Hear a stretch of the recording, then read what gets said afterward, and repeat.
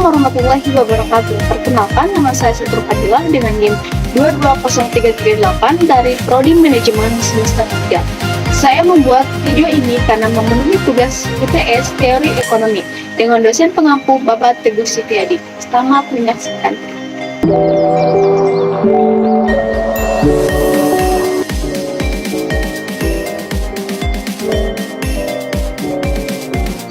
Pengertian ekonomi secara umum bisa dibilang bahwa ekonomi itu sebuah bidang kajian tentang pengurusan sumber daya material individual masyarakat dan negara untuk meningkatkan kesejahteraan hidup manusia. Ilmu ekonomi terbagi dua, yang pertama yaitu ekonomi positif, yaitu yang membahas deskripsi mengenai faktor, situasi, dan hubungan yang terjadi dalam ekonomi. Sedangkan yang kedua yaitu ilmu ekonomi normatif, yaitu hanya membahas pertimbangan-pertimbangan nilai etika. Ruang lingkup ekonomi ada dua, yang pertama ekonomi makro dan ekonomi mikro. Ekonomi makro itu merupakan cabang ilmu ekonomi yang khususnya mempelajari mekanisme pekerjaan perekonomian sebagai suatu keseluruhan berkaitan dengan penggunaan faktor produksi yang tersedia secara efisien. Yang kedua yaitu ekonomi mikro. Ekonomi mikro itu merupakan cabang ilmu ekonomi yang khususnya mempelajari bagian-bagian kecil aspek individual dari keseluruhan kegiatan perekonomian. Ilmu ekonomi memerlukan alat untuk menerangkan teori-teori dan untuk menguji kebenaran teori-teorinya tersebut. Cara analisis ekonomi ada ekonomi deskriptif, teori ekonomi, dan ekonomi metode ilmu ekonomi. Ada beberapa metode. Yang pertama itu metode indikatif, yaitu metode menu suatu keputusan dilakukan dengan mengumpulkan semua data informasi yang ada dalam realitas kehidupan. Yang kedua yaitu dedukatif, yaitu metode yang bekerja atau dasar hukum, ketentuan atau prinsip umum yang diuji kebenarannya. Yang ketiga yaitu metode matematika, metode yang digunakan untuk memecahkan masalah ekonomi dengan cara memecahkan soal matematika. Yang terakhir yaitu metode statistika, adalah suatu metode pemecahan masalah ekonomi dengan cara mengumpulkan, mengelola, menganalisis, menafsirkan, dan menyajikan. Kemudian dapat diketahui permasalahan yang sesungguhnya. Perkembangan teori ekonomi. Pengertian ekonomi adalah ilmu yang mempelajari pada masyarakat yang menghasilkan barang dan jasa dan bagaimana mereka menghasilkan perkonsumsinya. Perkembangan ekonomi di era digital Indonesia merupakan salah satu negara yang memiliki potensi besar untuk perkembangan ekonomi. Netral Google dan Tematik 2018 dalam hasil penelitiannya menunjukkan bahwa salah satu yang mendukung perekonomian internet ekonomi di Indonesia adalah banyaknya jumlah penggunaan internet di Indonesia. Beberapa istilah yang digunakan dalam teori ekonomi, pertama yaitu kebijakan harga tetap, yang kedua kebijakan moneter, ketiga kapasitas, dan keempat karakter, kelima fiskal. Manfaat teori ekonomi memiliki berbagai manfaat penting dalam pemahaman dan pengelolaan aktivitas ekonomi. Yang pertama itu memahami prinsip-prinsip dasar, yang kedua memprediksi dan menjelaskan perilaku ekonomi, yang ketiga keputusan yang efisien. Kesimpulan sampai saat sekarang ini adalah beberapa definisi ilmu ekonomi yang digunakan sebagai paling penting digunakan orang-orang merangkaikan ilmu ekonomi sebagai studi alokasi sumber-sumber yang langka di antara berbagai alternatif tujuan penggunaan. Elastisitas permintaan dan penawaran. Pengertian elastisitas permintaan. Elastisitas permintaan itu suatu alat atau konsep yang digunakan untuk mengukur derajat kepekaan atau respon perubahan jumlah atau kualitas barang yang dibeli sebagai akibat perubahan faktor yang mempengaruhi elastisitas harga permintaan itu. Harga permintaan itu adalah derajat kepekaan atau respon jumlah permintaan akibat perubahan harga barang, atau dengan kata lain merupakan perbandingan daripada presentasi perubahan jumlah yang diminta dengan persentase perubahan dengan harga di pasar. Elastisitas pendapatan koefisien yang menunjukkan sampai di mana besarnya perubahan permintaan terhadap suatu barang sebagai akibat dari perubahan pendapatan atau pembelian dinamakan elastisitas penerimaan pendapatan, atau secara ringkasnya elastisitas pendapatan. Jenis elastisitas permintaan: pertama, permintaan tidak elastis sempurna; kedua, permintaan elastis; ketiga, permintaan unitar elastisitas; keempat, permintaan elastisitas; kelima, permintaan elastis sempurna elastisitas tak terhingga. Faktor yang mempengaruhi elastisitas permintaan: pertama, tersedia atau tidaknya barang pengganti di pasar; dua, jumlah pengguna atau tingkat kebutuhan dari barang tersebut; tiga, jenis barang yang pola referensi konsumen; empat, periode waktu yang tersedia untuk menyesuaikan terhadap perubahan harga atau periode waktu penggunaan barang tersebut; lima, kemampuan relatif anggaran untuk mengimpor barang. Elastisitas akan besar bila mana terdapat banyak barang substitusi yang baik, harga relatif tinggi, ada yang kemungkinan penggunaan barang lain. Situs umumnya akan kecil bila mana benda tersebut digunakan dan kombinasi benda lain. Barang yang bersangkutan terdapat dalam jumlah banyak dan dengan harga-harga yang rendah. Untuk barang tersebut tidak terdapat barang substitusi yang baik atau benar. Tersebut sangat dibutuhkan jenis elastisitas penawaran. Satu, penawaran tidak elastis sempurna. Yang kedua, penawaran tidak elastisitas. Yang ketiga, penawaran unitar elastisitas. Yang keempat, penawaran elastis sempurna, elastis tak terhingga. Faktor yang mempengaruhi elastis penawaran: pertama, hasil pertanian bersifat inelastis; yang kedua, jangka pendek; yang ketiga, muncul atau menghilang produk saingan; ada empat, terobosan untuk membuat barang baru. Selanjutnya, teori perilaku konsumen, yaitu proses yang dilalui oleh seorang atau organisasi dalam mencari atau membeli, menggunakan, mengevaluasi, dan membuang produk atau jasa setelah dikonsumsi untuk memenuhi kebutuhannya. Macam-macam teori perilaku konsumen. 1.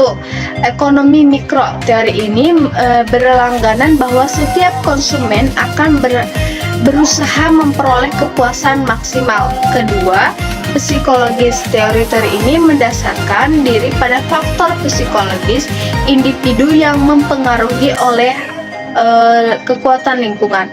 Ketiga, teori antropologis. Teori ini juga berperilaku pembelian dari suatu kelompok masyarakat. Ada dua macam pendekatan. Pertama, pendekatan marginal atau kardinal, didasarkan pada asumsi bahwa tingkat kepuasan yang diperoleh konsumen dari mengkonsumsi barang dapat diukur dengan suatu tertentu seperti rupiah, jumlah unit atau buah, dan lain sebagainya. Kedua, pendekatan ordinal. Pendekatan ini menyatakan bahwa utilitas tidak dapat terhitung, melainkan hanya dapat dibandingkan. Manfaat perilaku konsumen membujuk konsumen untuk membeli produk yang dipasarkan. Memahami konsumen dalam berperilaku memahami mengapa dan bagaimana konsumen mengambil keputusan. Selanjutnya, teori biaya dan permintaan. Biaya adalah jumlah uang atau sumber daya yang dikeluarkan atau dikorbankan untuk mendapatkan atau menghasilkan suatu barang atau jasa. Teori biaya dan permintaan adalah konsep dasar dalam ekonomi yang digunakan untuk memahami bagaimana perusahaan membentuk keputusan produksi dan menentukan tingkat output yang optimal. Macam-macam biaya produksi. 1. Biaya tetap. Biaya tetap ini adalah biaya yang dalam kurun waktu tertentu jumlah tetap dan tidak berubah-ubah. Yang kedua yaitu variabel. Biar variabel itu mengeluarkan yang jumlah tidak tetap atau berubah-ubah sesuai dengan jumlah output yang dihasilkan. Ketiga, total biaya. Total merupakan jumlah seluruh biaya yang dikeluarkan untuk memproduksi semua output, baik barang maupun jasa. Biaya rata-rata ini biaya total yang dikeluarkan untuk setiap unit output. Pendapatan adalah total penerimaan yang diperoleh pada periode tertentu. Pendapatan dibagi menjadi 3. 1. Pendapatan total yang mengacu pada jumlah keseluruhan pendapatan yang dihasilkan oleh perusahaan dalam suatu periode waktu tertentu, seperti 1 tahun fiskal. Yang kedua, pendapatan rata-rata, di mana sebuah perusahaan mengacu pendapatan per unit produk atau jasa yang dijual atau diproduksi. Yang ketiga, pendapatan marginal. Pada sebuah perusahaan adalah pendapatan tambahan yang dihasilkan ketika perusahaan memproduksi dan menjual suatu unit produk atau jasa tambahan. Faktor yang mempengaruhi penerimaan suatu harga dan kebijakan penetapan harga. Kedua, permintaan pasar. Ketiga, elastisitas harga. Yang keempat, pembangunan produk dan inovasi. Yang kelima, pemasaran dan promosi. Keenam, kondisi ekonomi. Ketujuh, ketentuan hukum dan regulasi. Keempat, keputusan konsumen. Selanjutnya, teori produksi dan kegiatan perusahaan. Bentuk-bentuk organisasi perusahaan adalah institusi atau lembaga yang menggunakan atau memanfaatkan dan mengorganisasikan faktor produksi untuk menghasilkan suatu barang dan jasa. Fungsi produksi itu adalah hubungan teknis antara faktor produksi dengan hasil produksi. Teori produksi dengan suatu faktor perubahan. Teori produksi yang sederhana menggambarkan mengenai hubungan di antara tingkat produksi. Teori produksi dengan dua faktor perubahan, misalnya yang dapat diubah adalah tenaga kerja dan modal. Yang kedua, faktor produksi ini dapat dipertukarkan penggunaannya. Jadi kesimpulannya, organisasi perusahaan dapat dibedakan menjadi 3 bentuk secara umum, yaitu perusahaan perseorangan, perusahaan perkongsian, dan perusahaan terbatas, di mana masing-masing memiliki kelebihan dan kelemahan yang mendasar dalam teori ekonomi. Berbagai jenis perusahaan dipandang sebagai unit badan usaha yang mempunyai tujuan yang sama. Mungkin itu saja dari saya. Wassalamualaikum warahmatullahi wabarakatuh.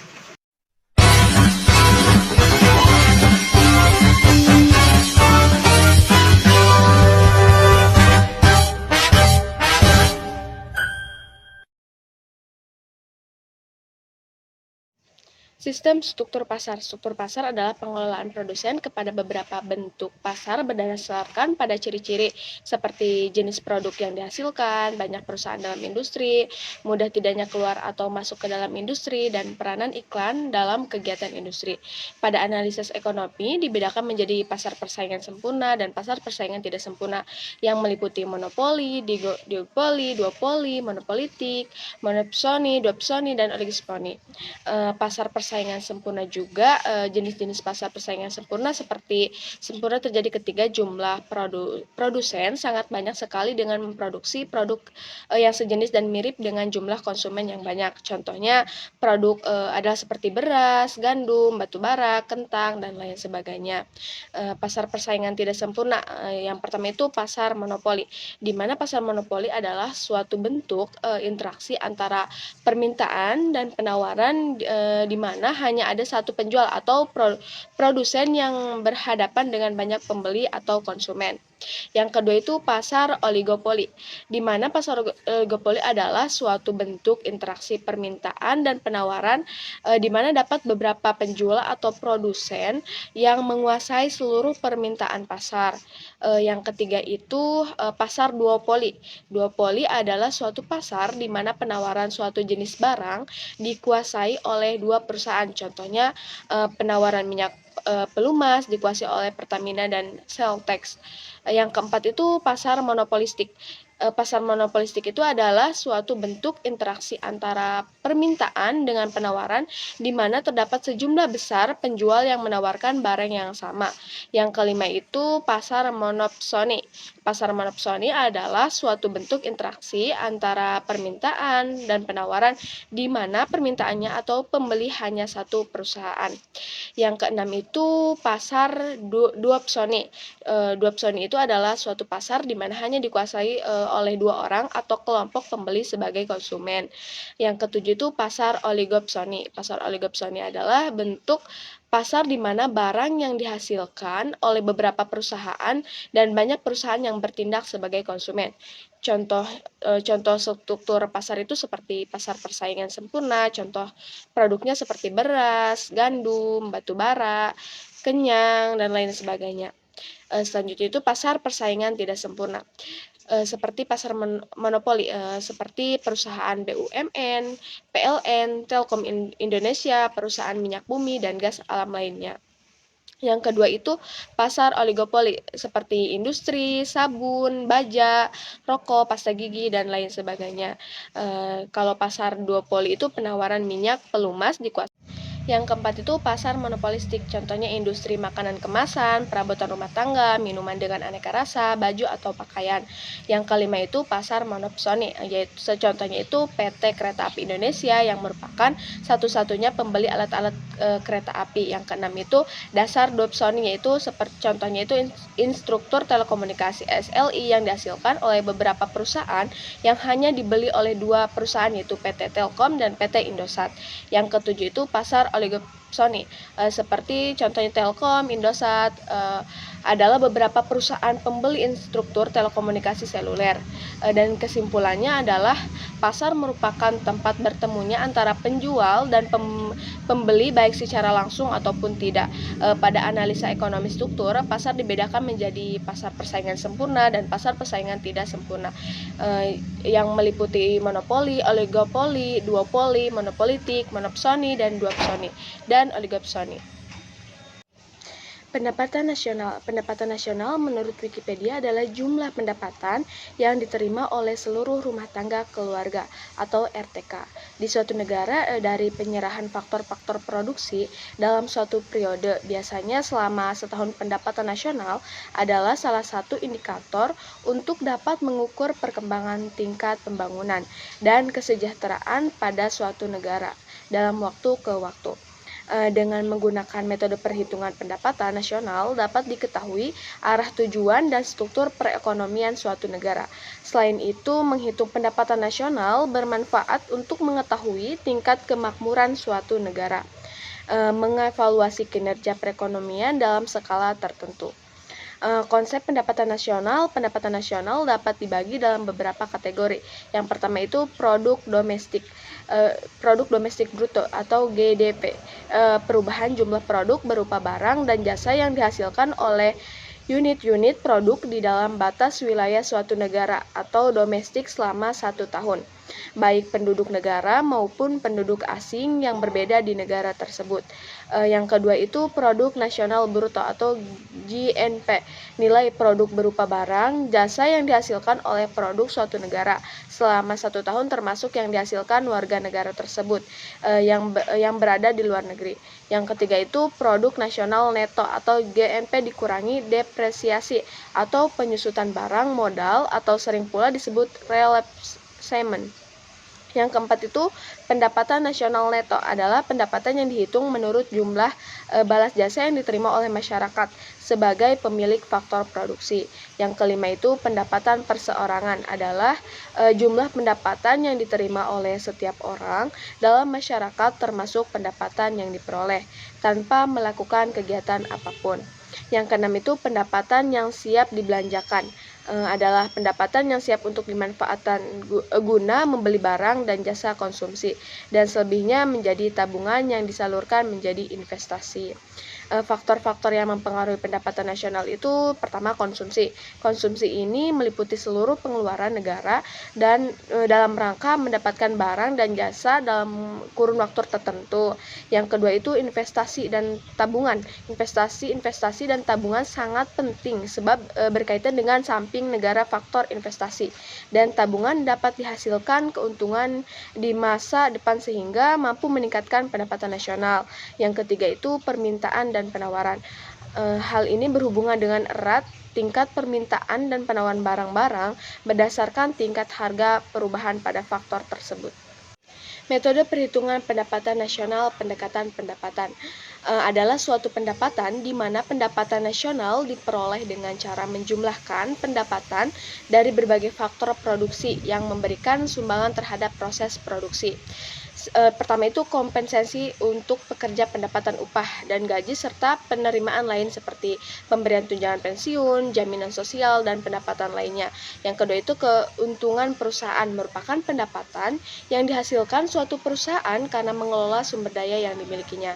Yang ketiga itu pendapatan usaha perorangan, merupakan pendapatan yang diterima dan digunakan tenaga kerja dan hasil usaha orang seperti petani. Yang keempat itu pendapatan sewa, merupakan balas jasa yang diberikan pada pemilik sumber daya yang digunakan untuk kegiatan ekonomi. Yang kelima itu bunga neto atau bunga neto dibayar oleh perusahaan sekurang-kurangnya dengan bunga yang uang diterima oleh perusahaan, ditambah neto yang diterima itu dari luar negeri.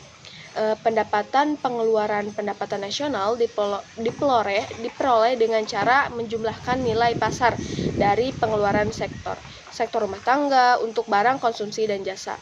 Seperti dalam keterangan PDB itu produk domestik bruto. Itu konsumsi rumah tangga, I-nya investasi, S-nya tabungan, G-nya pengeluaran pemerintah, X-nya total ekspor, dan M-nya itu total impor. Kesimpulannya yang dapat kita ambil yaitu pendapatan nasional antara jumlah pendapatan yang diterima oleh seluruh rumah tangga keluarga di suatu negara dan dari penyerahan faktor-faktor produksi dalam suatu periode biasanya selama 1 tahun itu dijadikan sebagai salah satu indikator untuk dapat mengukur perkembangan tingkat pembangunan dan kesejahteraan pada suatu negara dalam waktu ke waktu. Pengertian persaingan monopolitis. Pasar persaingan monopolitis pada dasarnya adalah pasar yang berada di antara dua jenis pasar yang ekstrim, yaitu persaingan sempurna dan monopoli. Oleh sebab itu, sifat-sifatnya mengandung unsur-unsur sifat pasar monopoli dan unsur-unsur sifat pasar persaingan sempurna. Persaingan monopolitis adalah suatu kondisi di pasar yang mengarah pada pemisahan ekonomi. Terjadi beberapa pemain yang memiliki oligopoli dalam sebuah industri, di mana oligopoli mengendalikan produksi dan atau distribusi sebagian besar komoditi yang dihasilkan oleh tiap-tiap pemain. Bentuk-bentuk pasar persaingan monopolitis itu yang mengendalikan rahasia produk.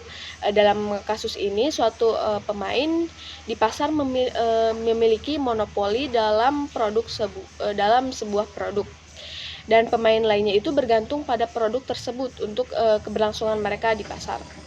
Persaingan monopolitis yang mengendalikan rahasia distribusi.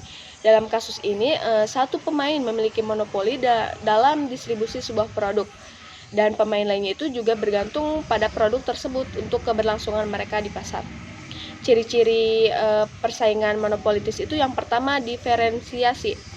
Diferensiasi produk itu adalah strategi pembeda antara produk yang dijual dengan produk sejenis lainnya, baik dengan kompetitor maupun dengan produk inti yang dimilikinya. Yang kedua itu pemahalan produk. Pemahalan produk itu merajuk pada keseluruhan pengetahuan tentang karakteristik, kegunaan dan manfaat dari produk atau layanan yang dijual lainnya.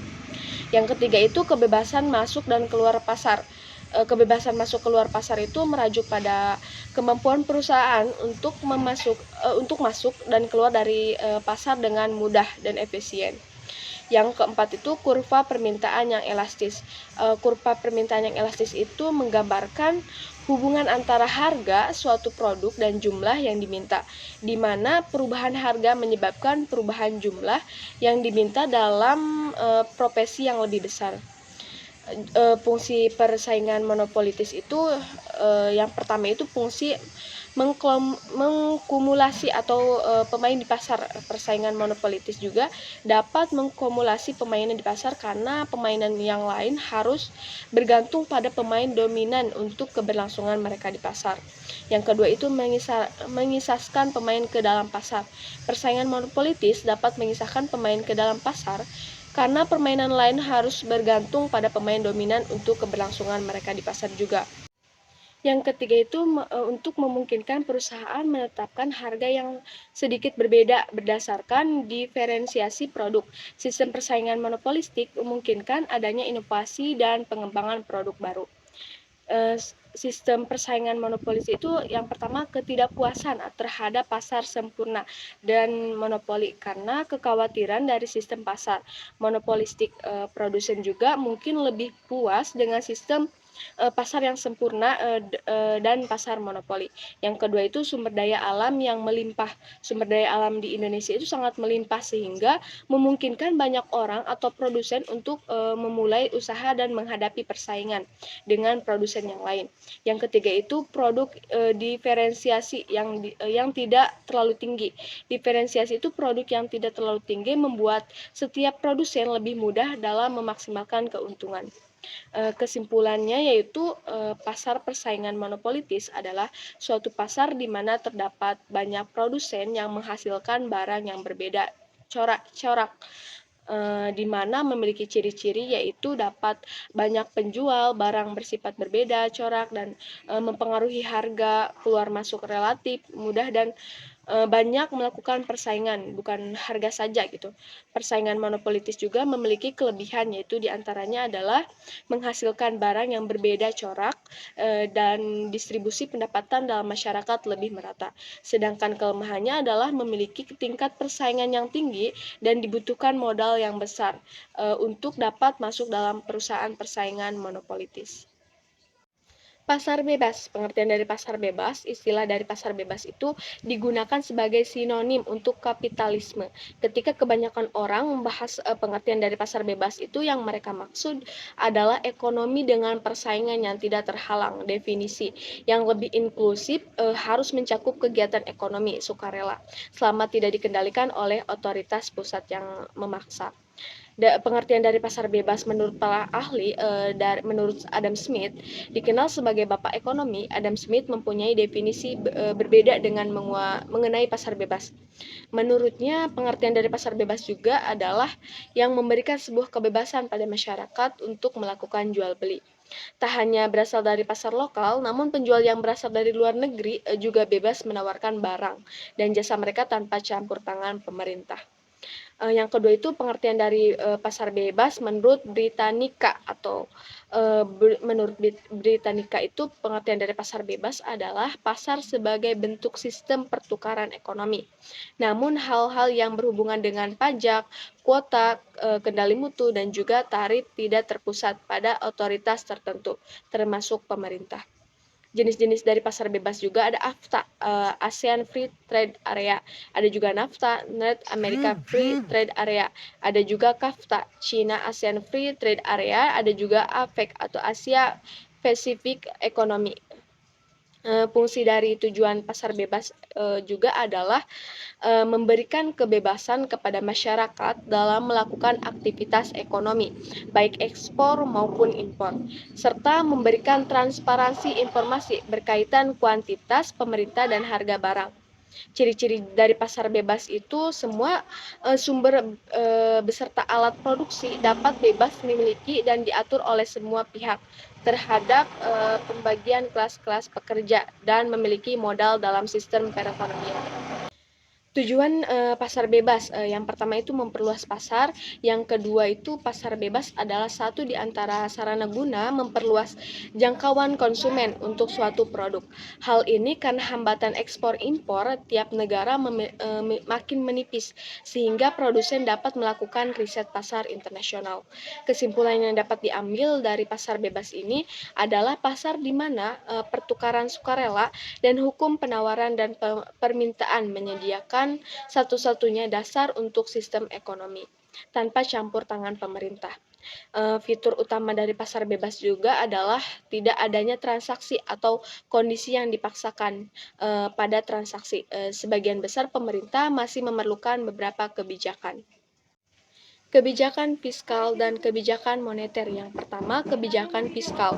Kebijakan fiskal adalah langkah-langkah pemerintah untuk membuat perubahan dalam sistem pajak atau dalam pembelanjaan, dengan maksud untuk mengatasi masalah-masalah ekonomi yang dihadapi. Kebijakan fiskal juga merajuk pada kebijakan yang dibuat pemerintah untuk mengarahkan ekonomi suatu negara melalui pengeluaran dan pendapatan berupa pajak pemerintah. Berdasarkan dari beberapa teori dan pendapat yang dijelaskan di atas, dapat kita simpulkan bahwa kebijakan fiskal adalah suatu kebijakan ekonomi yang dilakukan oleh pemerintah dalam pengelolaan keuangan negara untuk mengarahkan kondisi perekonomian menjadi lebih baik yang terbatas pada sumber-sumber pemerintah dan alokasi pengeluaran negara yang tercantum dalam APBN. Fungsi dari kebijakan fiskal juga terdapat 3 aktivitas utama dari otoritas fiskal yang mencerminkan fungsi spesifik dari kebijakan fiskal, yaitu fungsi alokasi, distribusi, dan stabilitas. Tujuan dari kebijakan fiskal juga adalah untuk mengatur tingkat pertumbuhan ekonomi, menciptakan lapangan kerja, dan menjaga stabilitas fiskal negara, mengurangi tingkat pengangguran, serta pemborosan sumber daya. Mewujudkan keadilan sosial, mendorong laju investasi, membantu mencorong laju investasi, membuka kesempatan pekerjaan yang luas, serta menjaga stabilitas atau kestabilan harga barang serta jasa, sehingga terhindar dari inflasi. Melalui kebijakan fiskal juga, pemerintah dapat mengelola tingkat pengeluaran dan pendapatan negara untuk mencapai tujuan ekonomi. Jenis dari kebijakan fiskal juga dari sudut ekonomi makro, kebijakan fiskal dapat dibedakan menjadi dua, yaitu kebijakan fiskal ekspansif dan kebijakan fiskal kontradiktif. Kebijakan fiskal ekspansif adalah suatu kebijakan ekonomi dalam rangka mengarahkan kondisi perekonomian lebih baik dan dengan jalan mengubah penerimaan dan pengeluaran pemerintah. Pada saat munculnya kontraksional, yaitu ditandai dengan tingkat tinggi pengangguran. Kebijakan dengan menaikkan pada saat munculnya kontraksional, yaitu ditandai oleh tingginya tingkat pengangguran.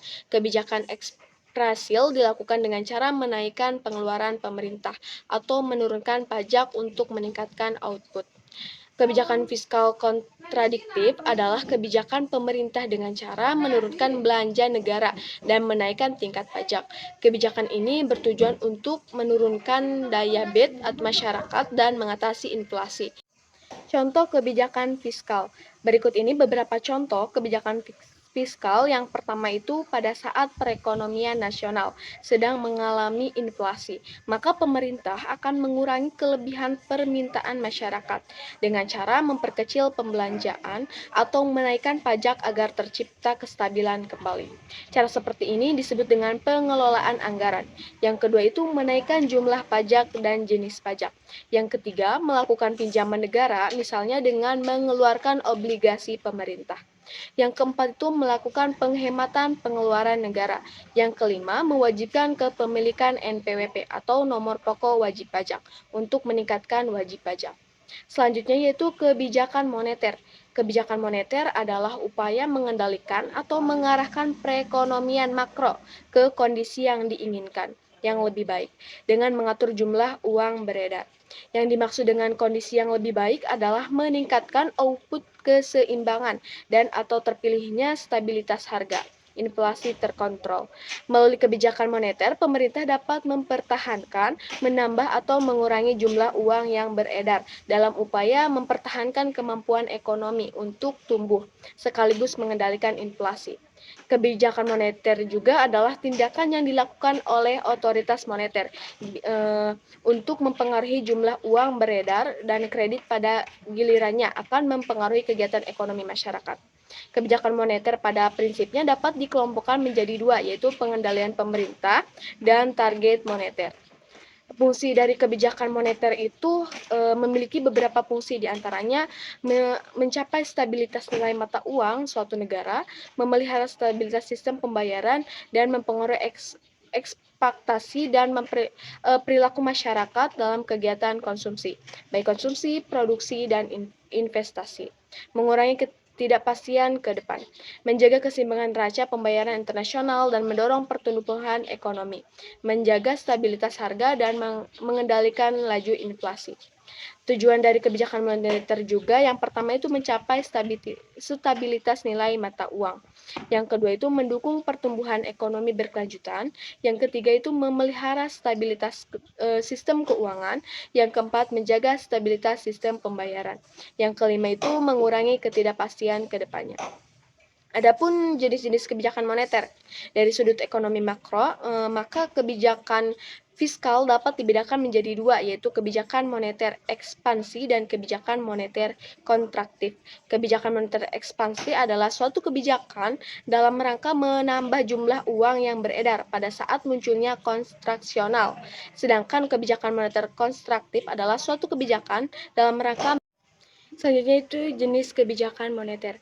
Dari sudut ekonomi makro, maka kebijakan fiskal dapat dibedakan menjadi dua, yaitu kebijakan moneter ekspansif dan kebijakan moneter kontraktif.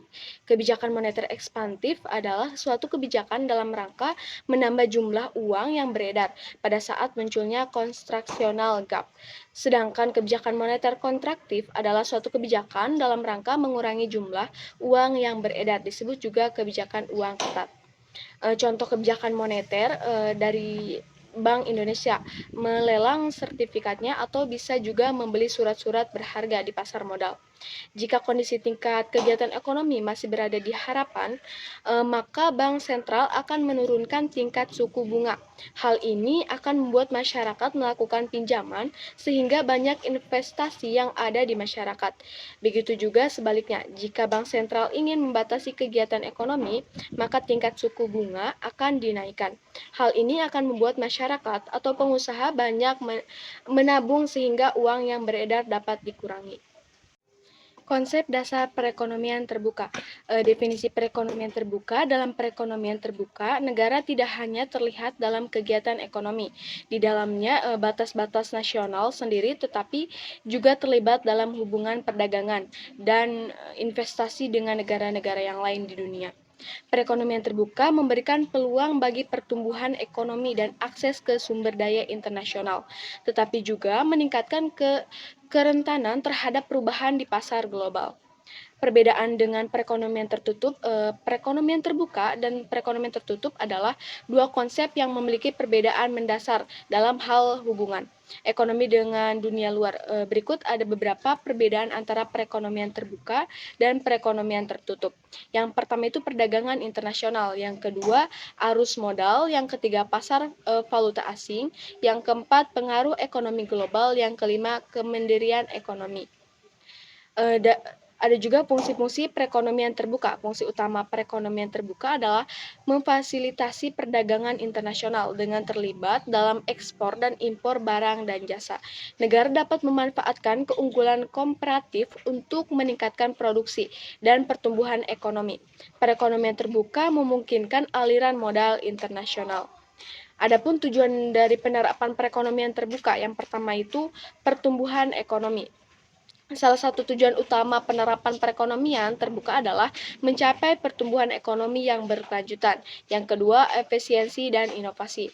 Perekonomian terbuka mendorong efisiensi dan inovasi. Yang ketiga, diversifikasi ekonomi. Terlibat dalam perdagangan internasional memungkinkan negara untuk diversifikasikan struktur ekonominya. Akses terhadap sumber daya perekonomian terbuka memberikan akses terhadap sumber daya internasional. Penyebab stabilitas ekonomi, pemerintah juga dapat menggunakan perekonomian terbuka sebagai alat untuk mencapai stabilitas ekonomi. Yang keenam, pengurangan kemiskinan. Dengan menciptakan peluang kerja melalui pertumbuhan ekonomi dan perdagangan internasional, perekonomian terbuka dapat berkontribusi pada pengurangan tingkat kemiskinan. Contoh dari penerapan perekonomian terbuka, yang pertama itu studi kasus negara. Kita ambil contoh studi kasus dari negara Jerman untuk menggambarkan penerapan perekonomian terbuka. Yang pertama itu kebijakan perdagangan.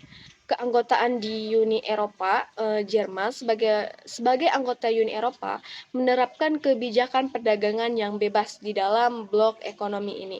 Ini mungkin Jerman untuk melakukan perdagangan bebas dengan anggota UE tanpa adanya tarif perdagangan antar negara.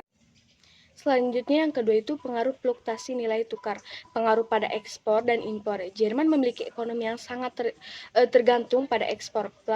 Fluktuasi nilai tukar atau euro terhadap mata uang utama pasar internasional. Yang B itu studi kasus negara Indonesia. Yang pertama aliran modal dan investasi asing. Yang kedua implikasi perekonomian terbuka pada pertumbuhan ekonomi.